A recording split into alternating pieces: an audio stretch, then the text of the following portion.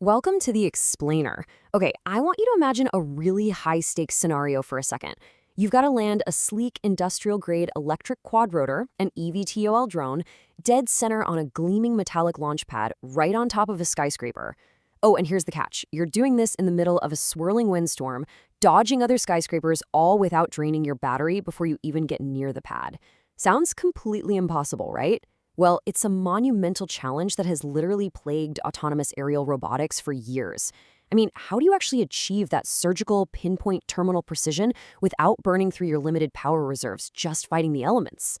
Stick around, because today we're breaking down a brilliant piece of engineering design that solves this exact problem. So, our mission objective today is crystal clear. Survive the wind, dodge the obstacles, save battery, and absolutely stick that landing. This explainer drops us right into the flight path of a revolutionary guidance system engineered by researchers at the Indian Institute of Technology, Gandhinagar. To pull this off, we're going to dive into an incredibly intelligent control architecture known as range-augmented sliding mode control. We'll just call it SMC-RO for short. It's a framework that finally bridges the gap between theoretical motion planning and the harsh, energy-sensitive realities of real-world drone operations. Now, the sheer complexity of the environment this thing operates in is just staggering. We're talking about a 3.5-kilogram drone that has to navigate from the thin air of the lower stratosphere down through the ISA troposphere model, where atmospheric density is drastically changing the whole way down. Factor in stochastic wind gusts, these unpredictable flowing streaks of wind that are constantly buffeting the aircraft. And then finally, you add in the urban gauntlet of skyscrapers, each projecting their own obstacle repulsive fields. The drone has to survive all these dynamic atmospheric disturbances, and crucially, it has to do it on a very tight energy budget. Imagine the drone's heads-up display coming online right now. You see the battery capacity at 100%. It looks like a lot, right? But in an electric multi-rotor, energy is a fiercely guarded resource. Every single time that drone makes an aggressive maneuver, every time those rotors spin up to fight a gust of wind or make a sharp, jerky correction, it drains this precious, limited battery. The cumulative efficiency of the entire flight matters just as much as the landing itself. Simply put, if the drone stubbornly fights the sky the whole way there, it won't have enough juice left to actually touch down safely. And that brings us to the core problem with older guidance models: stubbornness. Traditional baseline controllers use a rigid sliding mode control, or SMC. Think of a standard SMC as a system that forces the drone onto a rigid mathematical boundary, and it fights to stay perfectly on that line no matter what.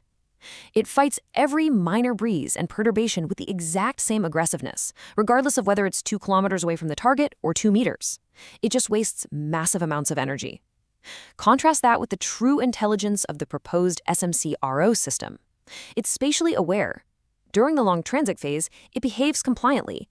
It actually yields to the wind to conserve power. Picture this. During the high-altitude transit phase, the drone is cruising through thin air. But instead of forcing itself to stay rigidly, perfectly level and fighting those strong stochastic gusts, the SMC-RO guidance actually allows the drone to tilt elegantly. It flows with the wind. The system literally permits a small, fluctuating heading error, because correcting every tiny deviation out here, it would be incredibly energetically expensive. By treating its flight path as compliant at these long ranges, the power consumption meter stays impressively low. It's yielding to win the long game. To navigate this efficiently, the drone relies on target-reaching geometry. In a general case, you have a heading error, which is just the angle between the vehicle's actual velocity vector and the line-of-sight vector to the target. To stay on course, the guidance law obviously wants to minimize that error. The ultimate goal is the collision course condition, zero heading error, where the velocity vector aligns flawlessly with that line of sight. So as the drone approaches the urban environment, it fluidly aligns these vectors. And you can see that fluid motion planning on full display once it hits the urban canyon. Notice those obstacle repulsive fields surrounding the buildings. Instead of making jerky, energy-draining right-angle turns to avoid a collision, the guidance system computes this beautiful, smooth, curved trajectory. It naturally weaves between the buildings, maintaining its velocity bounds without creating massive spikes in its control effort. It's fluid, dynamic, and just incredibly efficient. But here is where everything changes. Warning, range to target decreasing, initiating phase transition. The drone is no longer kilometers away. It is nearing the landing pad. It can't afford to be compliant and flow with the wind anymore. Think about it. If it yields to a gust now, it crashes into the side of a building or misses the pad entirely. The system must seamlessly transition from that energy-saving compliance into absolute rigid, laser-focused precision. So, the big question is, how does the drone know to completely change its behavior? Enter the scaling function. It's represented mathematically as phi of gamma, where gamma is the instantaneous range to go. You can think of this function as the actual brain of the operation. It dynamically modulates something called the sliding surface's rigidity based on that remaining distance. When the range is large, the rigidity is basically zero. The drone is totally compliant. But as that range rapidly decreases down to zero, this scaling function ramps up the controller's aggressiveness to its absolute maximum. It effectively stiffens the drone's response to any disturbances in real time. Now, the researchers evaluated several empirical shapes to find the absolute perfect balance for this: linear, quadratic, cubic, and so on. If you just use a baseline constant, well, you're stuck with that stubborn, rigid behavior the whole time. If you use a simple linear or exponential curve, you might actually crash in high-drag environments. So the winner? The quadratic cubic curve. This specific curve perfectly, beautifully balances that fluid, energy-saving transit phase with the high-rigidity terminal approach required for the landing.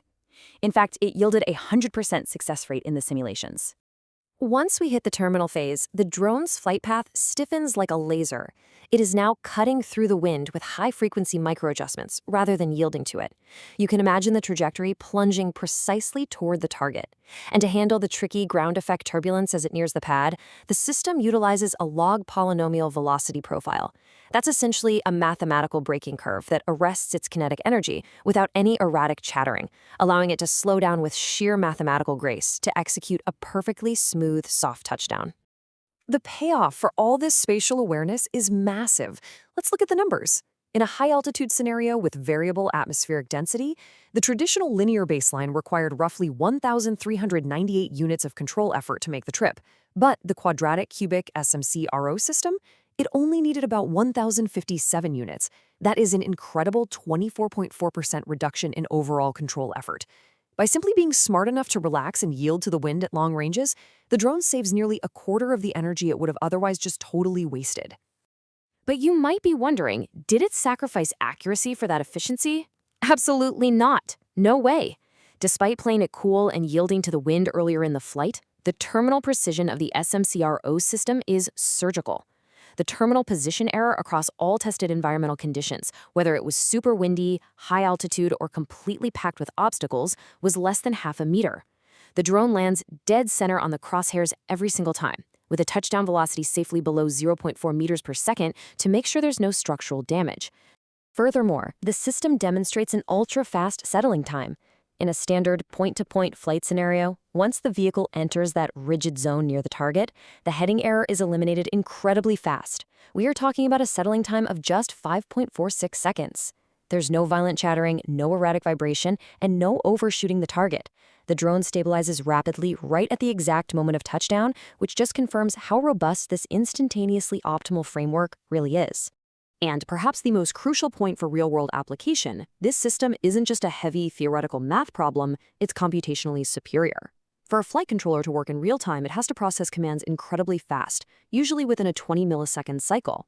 The old rigid baseline really struggled here, often averaging nearly 30 milliseconds, and in windy conditions, it would even spike to hundreds of milliseconds.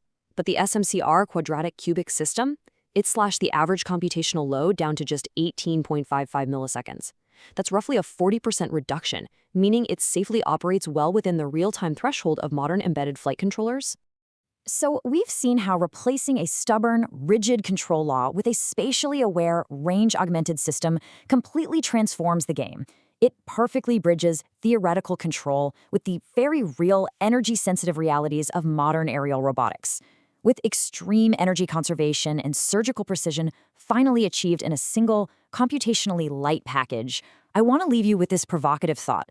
How will this kind of intelligence reshape the future of beyond visual line-of-sight logistics, urban robotics, and massive autonomous drone swarms? The sky is quite literally the limit.